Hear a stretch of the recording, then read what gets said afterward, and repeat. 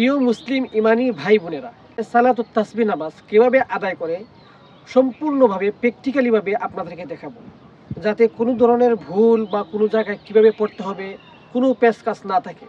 তো চলুন শেষ পর্যন্ত ভিডিওটি দেখবেন। সর্বপ্রথম আপনি সালাতুত তাসবিহর জন্য নিয়ত করবেন। এখন আমরা নিয়ত কিভাবে করব? নিয়ত অন্যান্য নামাজের মতোই, শুধুমাত্র এটাকে নফলের নামাজ নিয়ত করব। আল্লাহ তাআলার কাছে বলবো, আমরা হ্যাঁ আল্লাহ, আমি 2 রাকাত নফল নামাজ পড়তেছি আপনার তাসবিহ এবং গুণগান পাঠ করার জন্য। এটাই নিয়ত। নিয়ত হচ্ছে ইচ্ছা বা আকাঙ্ক্ষা। এরপর আপনি সানা পাঠ করবেন। সানা পাঠ করার পরে এই দোয়াটি 15 বার পাঠ করবেন। একটা জিনিস মনে রাখবেন, প্রত্যেক রাকাতে এই দোয়াটি 75 বার পাঠ করতে হবে। মোট 4 রাকাতে 300 বার হবে। সর্বপ্রথম আমরা এই দোয়াটা শুনে নিই। সুবহানাল্লাহ ওয়ালহামদুলিল্লাহ ওয়ালা ইলাহা ইল্লাল্লাহু ওয়াল্লাহু আকবার। স্ক্রিনে অবশ্যই দেওয়া আছে, আপনারা দেখে নেবেন এবং ভালো করে মুখস্থ করে নেবেন আগে। আল্লাহু আকবার, সুবহানাকা আল্লাহুম্মা ওয়া বিহামদিকা ওয়া তাবারাকা ইসমুকা ওয়া তাআলা জাদ্দুকা ওয়া লা ইলাহা গায়রুক। এখন আমরা 15 বার সেই দোয়াটি পড়ব। সুবহানাল্লাহ আলহামদুলিল্লাহ ওয়া লা ইলাহা ইল্লাল্লাহু ওয়াল্লাহু আকবার। এই দোয়াটি সারা পাঠ করার পর আমরা 15 বার পড়ব।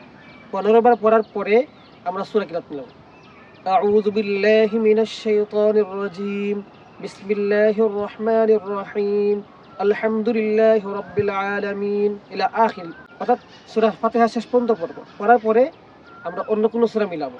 উদাহরণস্বরূপ সূরা ইখলাসটা আমরা পড়লাম, কুল হুয়াল্লাহু আহাদ ইলা আখির। এখন আমরা রুকুতে যাব। রুকুতে যাওয়ার পরে যখন আমরা রুকুতে এভাবে হাত ছাড়বো, এই অবস্থায় 10 বার পাঠ করব। সুবহানাল্লাহ ওয়ালহামদুলিল্লাহ ওয়া লা ইলাহা ইল্লাল্লাহু ওয়াল্লাহু আকবার। এভাবে আমরা 10 বার পাঠ করব। 10 বার পাঠ করার পরে আমরা রুকুতে যাব। আল্লাহু আকবার, সুবহান রাব্বিয়াল আযীম, সুবহান রাব্বিয়াল আযীম, সুবহান রাব্বিয়াল আযীম। যখন রুকুতে তাসবিহ 3 বার পাঠ করব অথবা 9 বার, আমরা যতবারই পড়ি বেজুরবার পাঠ করার পরে আবার 10 বার এটা পড়ব। সুবহানাল্লাহ ওয়ালহামদুলিল্লাহ ওয়া লা ইলাহা ইল্লাল্লাহু ওয়াল্লাহু আকবার, সামিআল্লাহু লিমান হামিদাহ, রব্বানা লাকাল হামদ হামদান কাসীরান তাইয়িবান মুবারাকান ফীহ। এখন আবার আমরা সেজদাতে যাওয়ার আগে 10 বার পাঠ করব। সুবহানাল্লাহ সুবহানাল্লাহ ওয়ালহামদুলিল্লাহ ওয়া লা ইলাহা ইল্লাল্লাহু ওয়াল্লাহু আকবার। এখন আমরা সেজদাতে যাব। আল্লাহু আকবার, সুবহান রাব্বিয়াল আ'লা, সুবহান রাব্বিয়াল আ'লা, সুবহান রাব্বিয়াল আ'লা। যখন আমরা সেজদাতে 3 বার তাসবিহ পাঠ করে নিব অথবা 9 বার, যতবার আমরা বেজুরবার পড়ি, পড়ার পরে আবার 10 বার পড়ব।